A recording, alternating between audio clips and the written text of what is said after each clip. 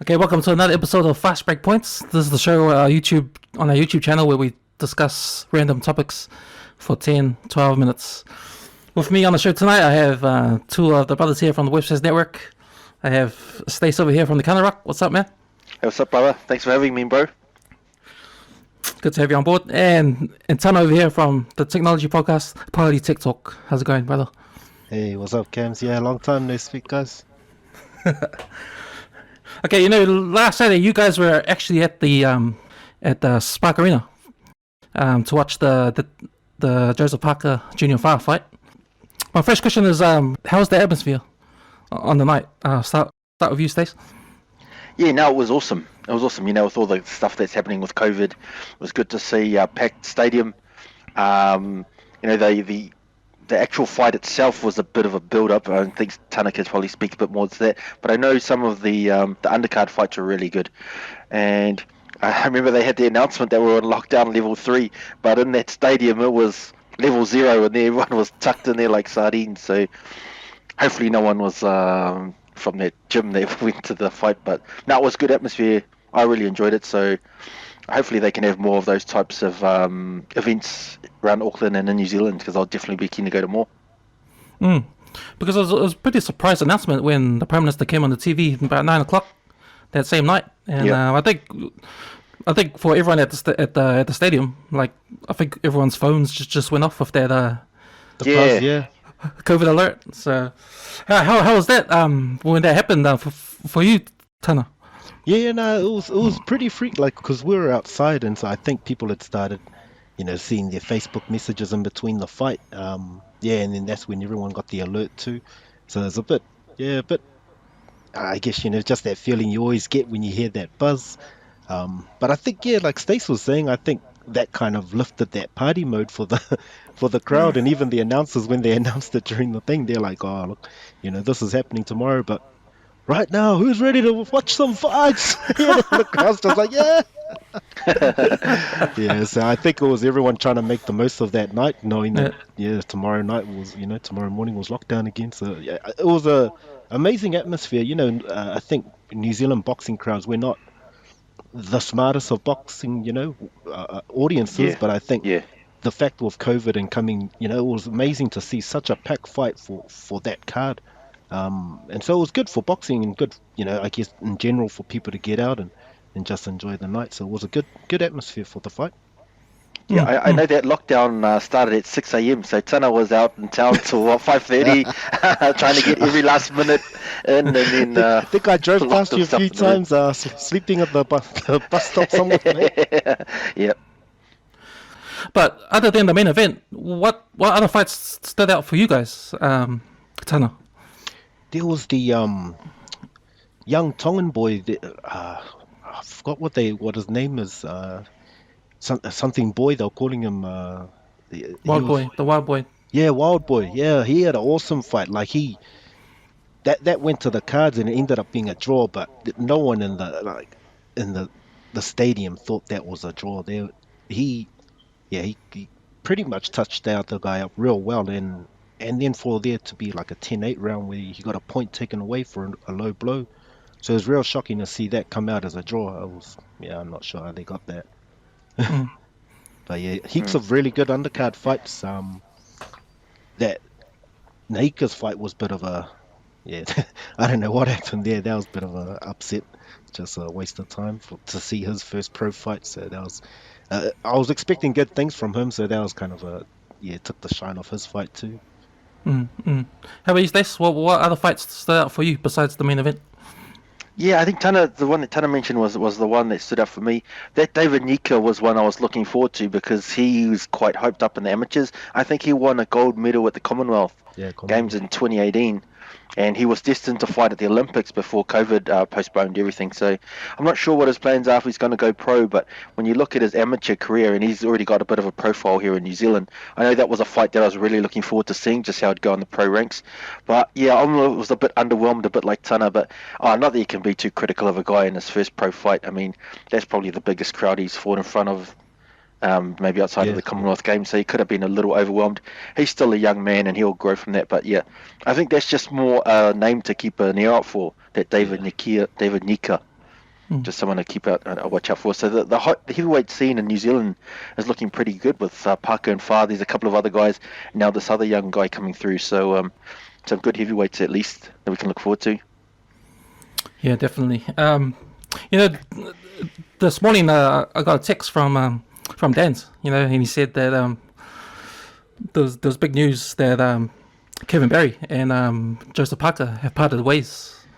So big news for New Zealand boxing fans. How did you first react to that? And when you first heard that news, Tana?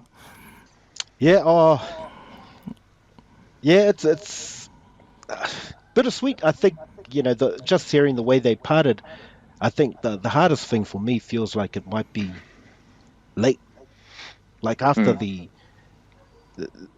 Anthony Joshua chance when he missed out on that. That's when I felt, look, the timing is now to make a change. So I'm glad he's making that change. I'm just wondering if it's a bit late. That was my initial thinking. How about you, Stace?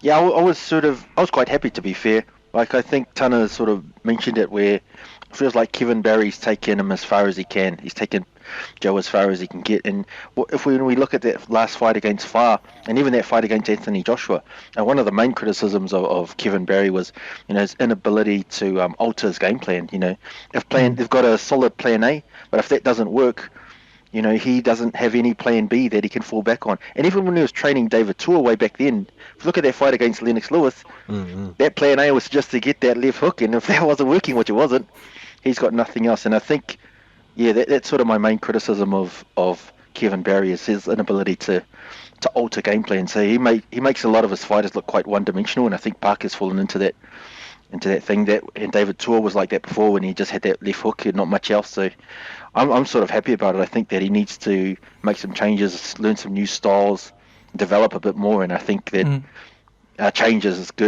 a good thing to get him there. Yeah, I think generally, if you read social media, and everybody on Facebook or Instagram just saying, it's been a long time coming, but yeah, man, when I read Dan's text this morning, he was like saying, like, Kevin Barry, he's one of those he's like one of those build-up kind of trainers, build you up to so far. So he's actually got a ceiling. He's actually got a ceiling. And I think that you saw that his ceiling when he was with David Tua. Yeah. Back in the day. So do you guys think the timing is right? I think, like I said, I feel like it's I'm glad it's being done, because he's still young, and he's still got I think that's a positive thing about Parker's career, is that he's always wanted to try and do things as quick as he can, and try and bang out as many years of good boxing while he's still in good shape. So in terms of a fighter, he's still got a few good years in him. So I just hope he finds that good partnership. There's been talk of on social media anyway, him moving over to City Kickboxing. Now, looking forward to the future, what are you guys' opinion, or where you think was going to happen to Joseph Parker and his with his new trainer? Because everybody will be, watching out for that. Yeah, I think like the boys like you guys have mentioned, Kevin Barry's taking him as far as he can, so I think that it's a good decision to have that mutual split. But now the next part has to get a better trainer. Like, if you go back and get a worse trainer or another average guy, then that's not going to be an improvement. So I have questions around City Kickboxing, if they can make him the fighter, like a world champion or anything along those lines. Like, no disrespect to the guys, they're doing great things. And I think, like Joe even said himself in the interview, that he wants to spend more time in New Zealand. He's got a wife, he's got 3 kids. So I think that City Kickboxing link makes a lot of sense in that regards. I think Kevin Barry's based in Las Vegas, so that might make sense for that way. But I don't know if they're going to take him to that next level as well. So I'm 50-50 on that. But I will say that he's got a fight. He's booked himself another fight, Joe, against Derek Chisora on May the 1st. So he needs to make a decision now. That's like 8 weeks away. Yeah, 8 weeks is a short camp. So he's got to have a trainer and get in the camp basically this week. So maybe city kickboxing could be the way to go, just as a maybe interim stopgap type of measure. How about you, Tana? Do you agree? Or Yeah, no, I think it needs to be someone.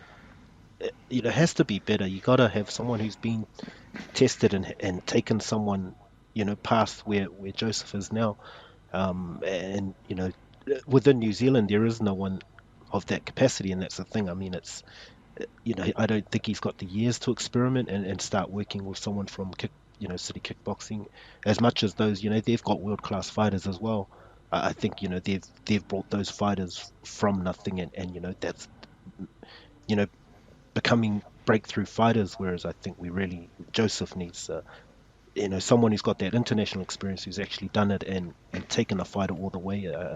I don't think he's got time to experiment with new people based in New Zealand. That's my only thoughts. But I mean, Uncle Dempsey's always there. Yep. Yeah, back to the old school. Yep. all right, guys, there you have it, folks. Our opinions on the big news this morning. Thanks for coming, guys. Sharp, bro. Sweet. Good Cheers, job. mate. I mean, it's good, man.